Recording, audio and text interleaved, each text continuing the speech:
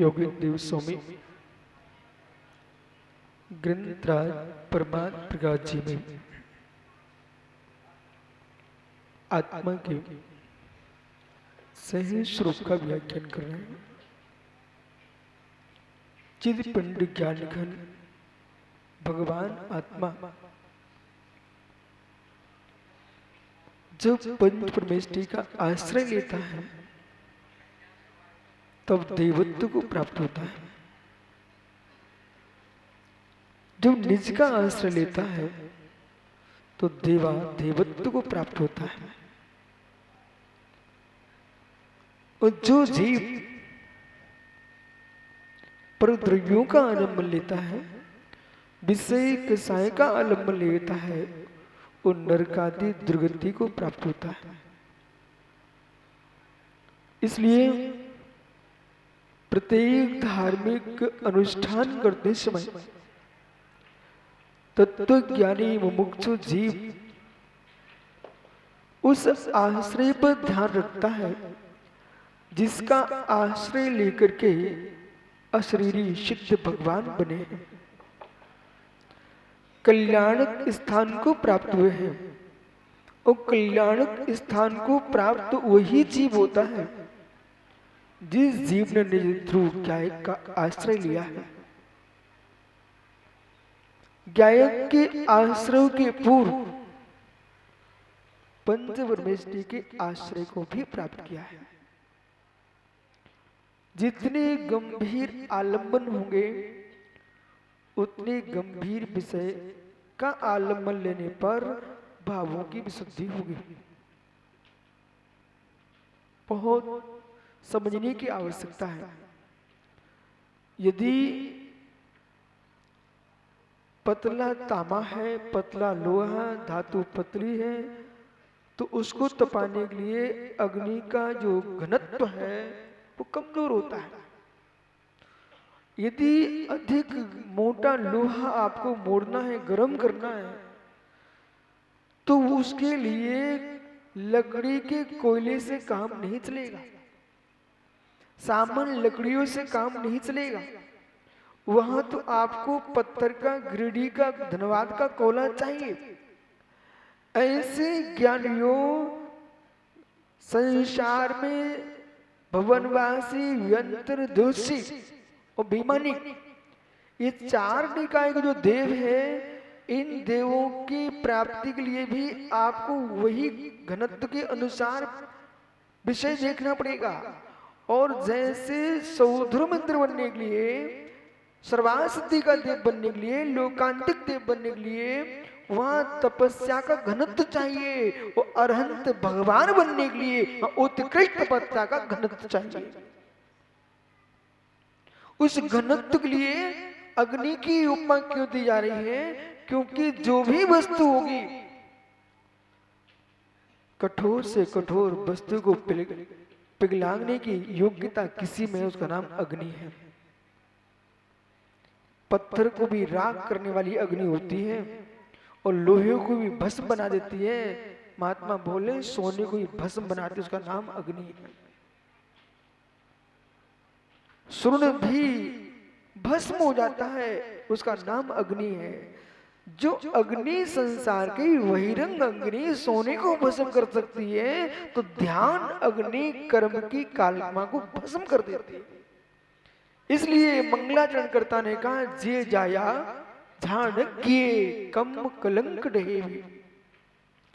कर्म रूपी कलंक का दहन करने के लिए अग्नि चाहिए, तो ध्यान की अग्नि है। और उस ध्यान की अग्नि में आपको वही ध्यान रखना पड़ेगा। कहां शास्त्री जी, पंडित जी, जब आप देहात गांव में रहते थे, सर्दियों का मौसम होता था, तो कभी कभी आप लकड़ी बीनने भी चले जाते थे। जो है सो है,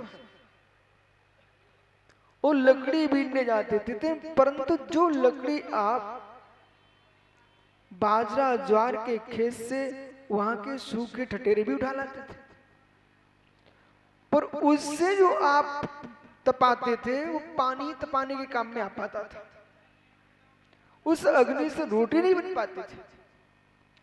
रोटी बनाने के लिए आपके लिए अलग लकड़ी का प्रयोग करना पड़ता है। और कहीं कहीं बनारसी पंडित से पूछना, जब तुम्हारी देवी गर्भ में संतान आई, उसका जन्म हुआ, तो उसके चरुआ के पानी के लिए कौन सी लकड़ी का प्रयोग किया था?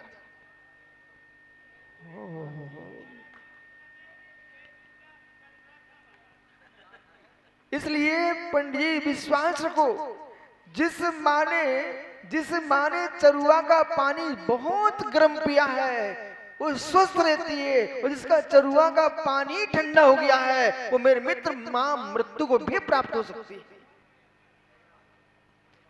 अब विश्वास यहां पर रखिए कि अब वो जो पानी होता है काढ़े का, वो काढ़े के पानी बनाने के लिए उतनी अग्नि और लकड़ियां विशेष चाहिए है। ज्ञानी, जब एक जन्म देने वाली मां को स्वस्थ रखने के लिए चरुआ के पानी की लकड़ियां विशेष रूप से होती हैं, उनसे पानी तपाया जाता है, उसी प्रकार से मित्र इस आत्मा को स्वस्थ रखने के लिए वो ध्यान अलग होता है, जिसे जन्म जरा मृत्यु का क्षय होता है। सामान्य ध्यानों के माध्यम से व्यक्ति चाहे मैं सिद्ध बन जाऊं, वो संभव नहीं है। कि मैं एक दिन चिंतन कर लिया, मैं किसी तीर्थ में घूम के आया था, वो तीर्थ के दर्शन कर लिए, अथवा आपने निर्णय किया हम कहीं किसी व्यक्ति को देख रहे थे, उसी को देखने बैठकर ध्यान करने लग गए, अथवा वर्तमान में पंडित जी लोग क्लबों में जाते ध्यान के नाम से गाते बजाते और नाचते हैं, वो कहते ध्यान हो गया। अथवा कुछ लोग एक बैठा हुआ है, एक खड़ा हुआ है, एक बैठा हुआ है, बोल रहा है, बाकी लोग सुन रहे हैं, बोले क्या हो रहा है, बोले ध्यान चल रहा है। यानी अनुप्रेक्षा हो सकती है, भावना हो सकती है, भावना योग हो सकता है। भावना योग अलग है और ध्यान अलग है। 12 अनुप्रेक्षाओं का चिंतन करना, पुण्य सागर महाराज जी इसको आगम में भावना योग लिखा है। मंत्र जाप करना ध्यान नहीं है, स्तोत्र पढ़ना ध्यान नहीं है, पूजा पाठ करना ध्यान नहीं है। आचार्य अकलंग स्वामी ने कहा, तत्पाल राजवार्तिक ग्रंथ में भगवान का नाम का उच्चारण करना भी ध्यान नहीं है। तो ध्यान क्या है? किसी वस्तु के द्रव गुण पर्याय पर चित्त का स्थिर हो जाना, इसका नाम ध्यान है।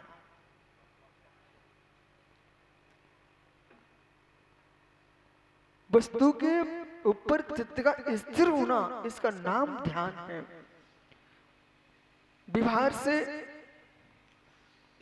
से पंच परमेष्ठी का ध्यान करो, बीजाक्षरों का ध्यान करो, मंत्राक्षरों का ध्यान करो, निश्चय से अप्पा अपमी रहो, इनमें प्रमवे झाड़म, निज आत्मा को निज आत्मा में स्थिर कर लेना, इसका नाम ध्यान है।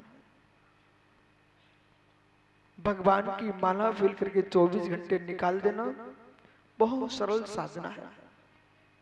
जिन्हें वाणी को विराजमान करके अभ्यास करते रहना, 24 घंटे निकालते रहना प्रदीप बहुत सरल साधना है। हाथ में लेखनी लेकर के ग्रंथ लिखते रहना, 24 घंटे निकाल देना बहुत सरल साधना है। जहां पर न शास्त्र हो, न माला हो, न परमात्मा की मूर्ति सामने हो, कुछ भी ना हो, बिना आलम्बन के बैठना इस संसार की सर्वोत्कृष्ट साधना है।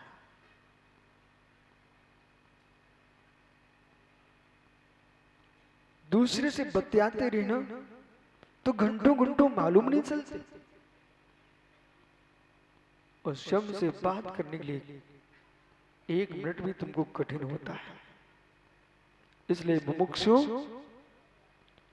करके जीना, सरल है, करके जीना सरल है, बिना करके रहना बहुत कठिन है। मोक्ष मार्ग कर्तावादियों का नहीं है। मोक्ष मार्ग कर्तावादियों का नहीं है। अकृतत्व की साधना ही भूतार्थ मोक्ष मार्ग।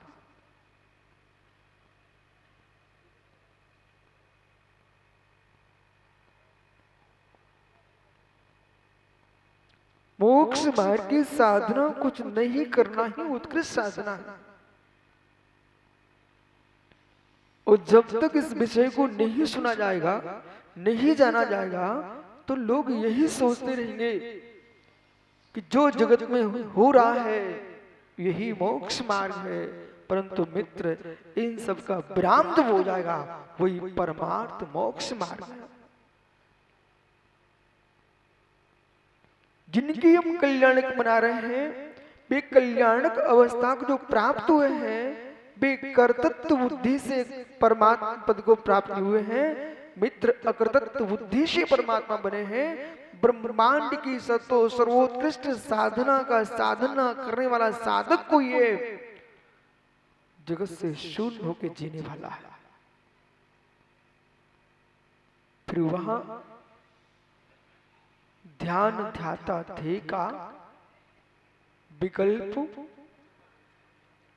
ध्यान ध्याता थे का, ध्यान ध्याता थे का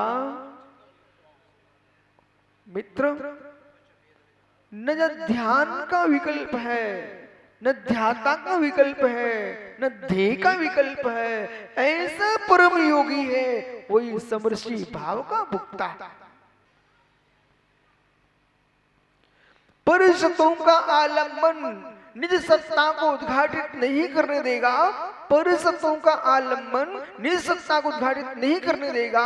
परिषदों का आलम्बन का विच्छेद होगा तब निज सत्ता को प्रकट करेगा। उसके लिए मेरे मित्र पंच कल्याणक महोत्सव बनेगा।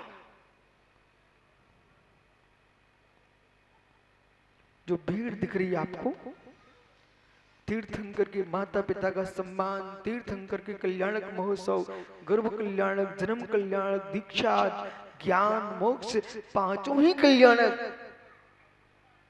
उस जीव के बनते हैं जो पुण्य छोड़ के जीता है।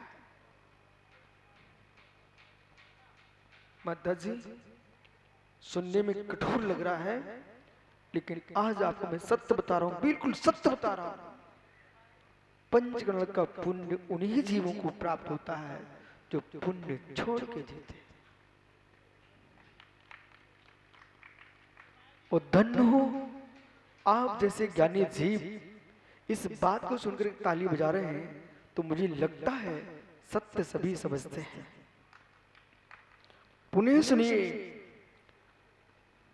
पुण्य सुनिए। आपको विश्वास ना हो, मेरे सामने इतने वीतरागी दिगंबर मुनिराज हैं, इतनी आर्का माता हैं, विद्वान हैं, इनसे आप पूछते रहना मैं जब चला जाऊं कि विशुद्ध सागर क्या भूल के चले गए। पंचगण का पुण्य उन्हें ही प्राप्त होता है जो पुण्य छोड़ के जीते हैं। जो पुण्य जोड़ के जीते हैं वे पंचगण प्रतिष्ठा को प्राप्त नहीं होते। स्पष्ट करूंगी, समझ गए? शास्त्री जी समझ गए क्या? पंडित साहब, एक वीतरागी दिगंबर तपोधन बोला, इधर देख बेटा, तुझे गुण रहस्य पता होना चाहिए। मैं बीच में पंडित में थोड़ी देर से बोलता हूं, बीच में भोला को थोड़ा समझाता हूं। भाई, कई बार आप मेरे ऊपर झुंझलाते हो। देखो, पूरी बात सुनिए आप।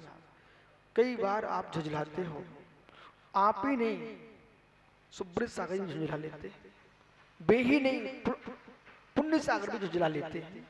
अब ऐसा सोचना, कहां झुंझलाया हमने? वो सोचेंगे कहां झुंझलाया हमने। अब मेरा विषय पकड़ो, आपकी पुण्य चेतनमती से लेकर के बड़ी माता जी क्या है?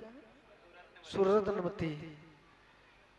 इतनी ये माता जी बैठी है, सभी झुझलाती है मेरे ऊपर। बताओ कब झुझलाते हैं लोग? सुनिए ध्यान से।